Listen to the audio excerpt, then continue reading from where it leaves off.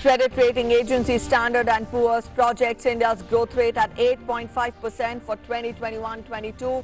Agency says structural reforms in the key sectors of the economy, 20 lakh crore rupees economic package announced by the government, and measures taken by RBI to make India's GDP growth recovery smarter than expected.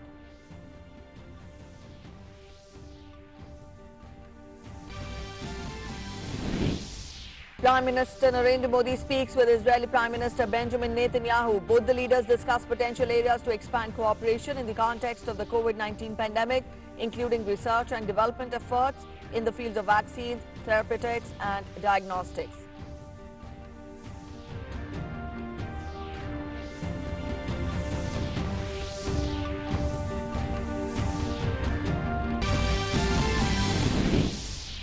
In the Nirav Modi and Mehul Choksi case, Enforcement Directorate brings back 108 consignments worth 1,350 crore rupees.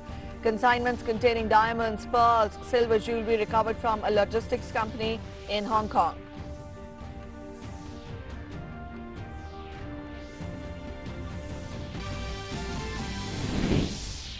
Delhi Lieutenant Governor issues orders to increase transparency in COVID-19 treatment. All major hospitals to display details of availability and charges for rooms and beds, along with numbers of contact persons. Delhi Chief Minister meets Home Minister Amit Shah and discusses corona situation in the capital. Home Minister assures all cooperation.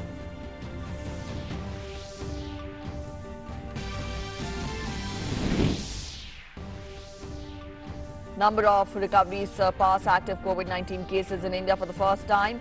Over 1.35 lakh cured and discharged, while active cases stand at 1.33 lakh.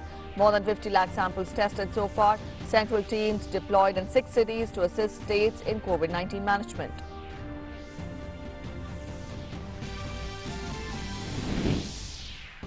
Number of coronavirus cases across the globe continue to spiral up, with over 73.5 lakh confirmed cases worldwide. Over 34 lakh people recovered, while 4.1 lakh people succumbed to the virus.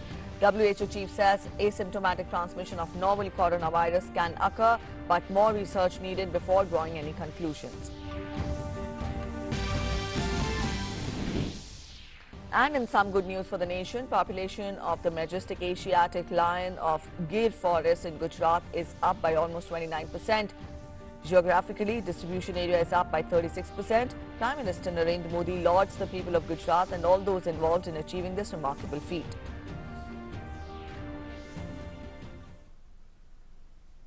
Good morning, you're watching DD News and I'm Preeti presenting the bulletin. Our top story first.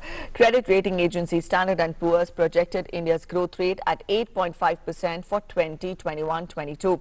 The latest report by Standard & Poor's on the outlook for Indian economy suggested that GDP growth recovery will be smarter than expected. While growth has been projected to shrink by 5% this year, GDP growth for fiscal year 2021-22 has been projected to be 8.5%. The S&P report added that stable outlook reflects expectations that Indian economy will recover following the containment of COVID-19 pandemic and the country will maintain its sound net external position.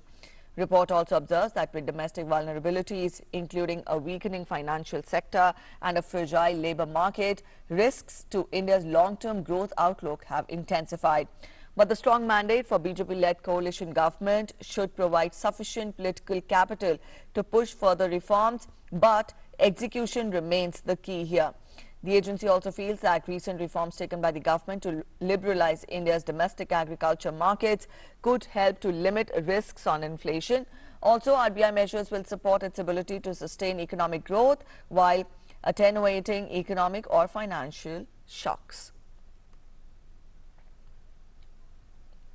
Ajay Mishra is joining us to talk more about it. Ajay, when we talk of the projection by Standard & Poor's, 8.5% for 2021-22, is it more or less on the expected lines, given the elaborate measures that have been taken by the government? It's very surprising and surprising surprise for Indian economy that in the last 80 days or so, we haven't got any, a positive price spot. As far as the news flow is concerned. But when it comes to the rating agencies, we have been getting very encouraging reports, first from the Fitch and then now from the Standard & Poor's. which is a very credible rating agency in US. And now it is saying that Indian GDP is poised to set for a V-shaped recovery, while it has projected a 5% of decline, which is a shrink contraction in the economy for this fiscal year. Next fiscal year is going to be very smart for Indian economy, because it is the services sector which comprised almost 65% of the Indian economy, supported by the agriculture at large. So going forward, I think the rating agency has taken note of all the reform measures that has been announced by the finance minister in the month of May, and also the cut in the corporate corporate taxes from 30% to 22% in September 2019 has been also encouraging for the investors. So yes, it's very good news, and it is more than expected on the projection side. All right, Ajay. Also, when we talk of the path of recovery from here on, having put 20 lakh crore rupees package into the economy, Atmanirbhar package by the government, and also given the trying and testing times we are facing because of COVID-19, when we talk of the challenges ahead for the government, the road to recovery to achieve this 8.5 target as the GDP growth for 2021-22, how is the road ahead? I think it is very clear from all corners of projections that the growth is going to come from the MSME sector as well as from the agriculture. The recent reforms in the agriculture sector are set to fire the growth in the agriculture sector, and also support the level of inflation, which is very key for the interest rate. When the inflation is under control, we have a low interest rate regime, as we know that we are at all-time low as far as the interest rate is concerned, and which is very good news for common man, which is very good news for industry, which is very good news for the investors. So now the investors, it's a clear message to the foreign investors as well as the domestic investors, Preeti, that here is an economy which is stable in the long run. Here is a government which is very stable and willing to take more reform measures as announced by the Prime Minister and the Finance Minister. It is a government that is doing all its way to actually open up the economy and listen to the experts' view on the economy right now. But implementation is the key. Some of the labor reforms which have been adopted by Gujarat or by Uttar Pradesh, by Madhya Pradesh, has been lauded by the Standard & Poor's reports, and it is said that going forward, the labor market or labor force reforms will also add to this to the growth of the Indian economy. Going forward, I think MSME sector, services sector, along with the startup ecosystem, which contributes to the employment generation, is going to be key for the Indian growth going forward. All right, when we talk of our fight against COVID-19, we have put in a better fight as compared to other countries when we talk of the situation we are currently facing here in the country as regards COVID-19. But when we talk of the economic fallout of COVID-19 as compared to other world countries, Ajay, where are we standing on the global page? I think it's a time of restructuring, Preeti, and we know that all the sectors are going under restructuring at this point in time. We know that there were problems in the agriculture sector. There were no freedom for the farmers to go to any kind of buyer to actually sell their produce, and that was putting a lot of pressure on agriculture economy as well as on the taxpayers' money, because there were lots of agricultural loans that had to be set off by the respective governments. There was pressure on the prices because of that. The interest rate was not favorable. So the agriculture reform, along with the conducive environment for the manufacturing, is going to set the ball from here onwards. We have seen that the Niti Aayog as well as the Electronic Manufacturing Ministry has rolled out a massive manufacturing plans to make India #1 in the mobile production in the days to come. So we'll see a new sunrise sectors when it comes to manufacturing sector.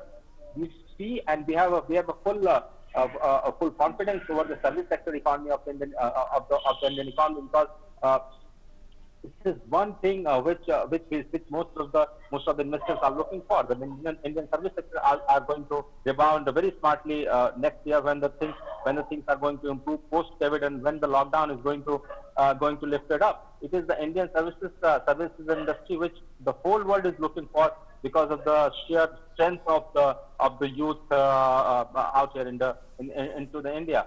So yes, we are on the path of a recovery and very smart recovery compared to other peers in the Asian economies.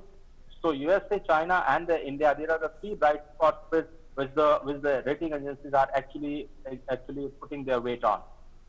All right, so 8.5% is the GDP growth expected during 2021-22 as predicted by Standard & Poor's. And again, it would be achievable only if implementation is effective and efficient. Thank you so much, Ajay, for joining us with those inputs. Let's get to other news. Prime Minister Narendra Modi spoke to Prime Minister of Israel, Benjamin Netanyahu, on Wednesday on phone. He reiterated his warm congratulations to Prime Minister Netanyahu on his recent assumption of office and expressed confidence that India-Israel partnership would continue to flourish under Prime Minister Netanyahu's leadership and guidance. The leaders discussed potential areas in which India and Israel could expand their cooperation in the context of COVID-19 pandemic, including research and development efforts in the fields of vaccines, therapeutics and diagnostics. Both the leaders reviewed other important topics on the bilateral agenda and agreed that post-COVID world would create further avenues for mutually beneficial partnerships in many areas. The two leaders agreed to remain in regular touch to share assessments and consult each other on the emerging opportunities and challenges in the changing global scenario.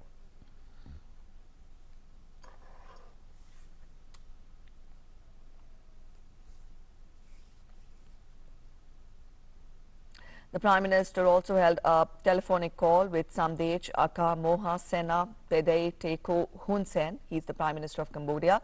The two leaders discussed the COVID-19 pandemic. They agreed to continue the ongoing cooperation for helping each other's expatriates and also facilitating their evacuation. Prime Minister conveyed India's commitment for further strengthening the relationship with Cambodia, which is an important member of ASEAN with shared civilizational and cultural ties with India. The Cambodian Prime Minister emphasized on the importance Cambodia attaches to relations with India. Prime Minister reciprocated the sentiment and stressed Cambodia's valued role in India's Act East policy.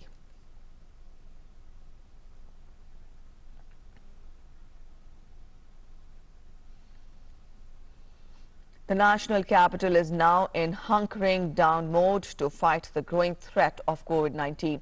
Delhi Lieutenant Governor Anil Baijal has directed the Chief Secretary to ensure installation of LED boards at all major health facilities to display bed availability, charges and details of persons to be contacted for admission. Delhi's Lieutenant Governor Anil Baijal on Wednesday directed State Chief Secretary Vijay Dev to ensure installation of LED boards at all major Delhi hospitals to display bed availability, charges and details of persons to be contacted for admission. In his letter, the Lieutenant Governor said the Health Department should ensure data displayed on hospital LEDs is same as that on Delhi government's app. The move is aimed at increasing transparency in allocation of hospital beds. This order violated the constitutional right to equality and right to life, which includes right to health. Earlier also a similar order of JNCTD was struck down by Honorable High Court of Delhi, double bench headed by the Chief Justice of Delhi, on the ground that no citizen of India can be discriminated on the basis of residence. When it comes to health care, access to universal health care is responsibility of the state. Chief Minister Arvind Kejriwal said his government will implement the centre's decision. केंद्र सरकार ने निर्णय ले लिया, LG साहब ने आदेश पारित कर दिया। ये समय असहमतियों का समय नहीं है, ये समय एक दूसरे से डिफर करने का समय नहीं है। अब जो निर्णय हो गया केंद्र सरकार का, एलजी साहब ने जो आदेश दे दिया उसको लागू किया जाएगा। The Delhi Chief Minister said Delhi will need 1.5 lakh beds in healthcare facilities by July 31st once people start coming to the city for treatment from other states. On Tuesday, the Deputy Chief Minister Manish Sisodia had said the number of COVID-19 cases in Delhi will explode to 5.5 lakh by July end. The BJP meanwhile blamed the Delhi government for spike in cases in Delhi. सरकार में रहते हुए आपका काम है उन सुविधाओं को मुहैया कराना जो परेशानियां आ रही हैं, चाहे वो बेड बढ़ाने की बात हो या ऑक्सीजनेटेड बेड बढ़ाने की बात हो या इंफ्रास्ट्रक्चर बढ़ाने की बात हो या फिर प्राइवेट हॉस्पिटल में जिस तरह से मनमाने ढंग से लोगों के साथ एक्सटॉर्शन हो रहा है, पैसे वसूले जा रहे हैं, उसकी बात हो। आज 2 महीने 2.5 महीने के बाद दिल्ली सरकार ये प्लान कर रही है। मैं दिल्ली के मुख्यमंत्री साहब से ये पूछना चाहता हूं कि आप प्लान करोगे या एग्जीक्यूट भी करोगे। So far 31,000 coronavirus cases have been reported in Delhi. Of these, 18,000 are active. Around 15,000 COVID-19 patients are being treated in home isolation. DD India. Delhi Chief Minister Arvind Kejriwal met Union Home Minister Amit Shah on Wednesday to discuss the COVID-19 situation in the national capital, which has seen a surge in cases over the past few days. The Delhi Chief Minister in a tweet said that Home Minister assured him of all cooperation in the fight against COVID-19. The Enforcement Directorate on Wednesday brought back over 2,300 kilograms of polished diamonds, pearls and silver jewellery worth rupees 1,350 crore of the firms belonging to Nirav Modi and Mehul Choksi from Hong Kong. Out of the 108 consignments that landed at Mumbai, 32 belong to overseas entities controlled by Nirav Modi, while the rest are of Mehul Choksi firms. Both the businessmen are being probed by the Enforcement Directorate under Prevention of Money Laundering Act, and that is in connection with an over $2 billion alleged bank fraud at a PNB branch in Mumbai. The Enforcement Directorate completed all legal formalities with authorities in Hong Kong to bring back these valuables. Now, these will formally be seized under the PMLA now. The number of Asiatic lions in the Gir forest region has increased by 29% to 674 now, the Gujarat Forest Department said on Wednesday. Prime Minister Modi took to Twitter to share the news. And I quote him, "Two very good news. Population of the majestic Asiatic lion living in Gujarat's Gir forest is up by almost 29%. Geographically, distribution area is up by 36%. Kudos to the people of Gujarat and all those whose efforts have led to this excellent feat," he said. And he further wrote, "Over the last several years, the lion population in Gujarat has been steadily rising. This is powered by community participation, emphasis on technology, wildlife healthcare, proper habitat management, and steps to minimize human-lion conflict. Hope this positive trend continues." Now, as per the May 2015 census, there were 523 Asiatic lions in Gir, an increase of 27% from 2010. The Poonam Avlokan, or the full moon night estimation exercise, showed that the lions' population had reached 674. It was the highest growth rate recorded so far. The exercise also revealed that the area inhabited by lions has increased by 36% from 22,000 square kilometers in 2015 to 30,000 square kilometers in 2020. The exercise was carried out using direct beat verification and involved 1,400 personnel. The teams relied on GPS data, identification marks and radio caller numbers to find out estimation of the population of the big cats at Gir, also known as the last abode of the Asiatic lions.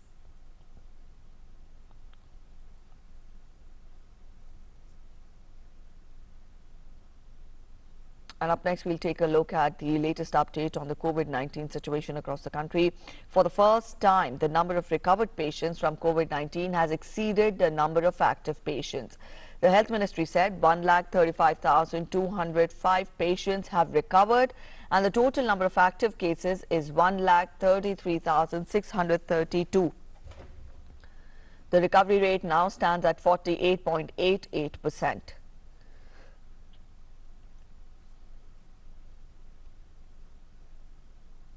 And the global tally for cases of COVID-19 rose to more than 73.56 lakh early this morning. with death toll increasing to 4,16,040. US continues to lead the world with a case total of over 19.99 lakh and 1,12,878 deaths. Brazil, the new global hotspot, saw cases jump to 7,72,416 and the deaths rose to 39,680, while cases in Russia grew to 4,93,023 and the deaths were 6,350. In the United Kingdom, cases rose to 2,91,588 and the deaths grew to 41,213. This is the second highest death toll in the world after the US and the highest total in Europe. World Health Organization Director General has said that asymptomatic transmission of novel coronavirus can occur, but more research was needed before drawing conclusions. Dr. Maria said on Monday that it was very rare for asymptomatic people to pass the disease on, but she has now stressed this observation was based on a relatively small set of studies. Evidence suggests that people with symptoms are most infectious, but the disease can be passed on before the symptoms develop. Although a proportion of people test positive with no symptoms, it is still an open question on how many of these people go on to infect others. We have said that asymptomatic people can transmit COVID-19, but that we need more research to establish the extent of asymptomatic transmission. That research is ongoing, and we're seeing more and more research being done. But here is what we do know, that finding, isolating, and testing people with symptoms and tracing and quarantining their contacts is the most critical way to stop transmission. After being criticized for timing of imposing lockdown in Britain, UK Prime Minister Boris Johnson said that the decision to impose lockdown was based on scientific evidence. He also said that it is too early to say whether restrictions were brought in too late.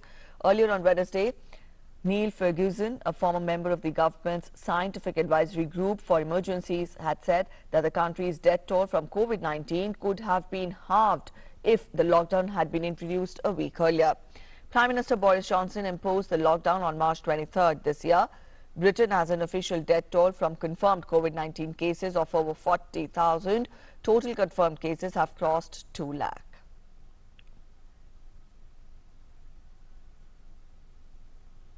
Let's get you more news.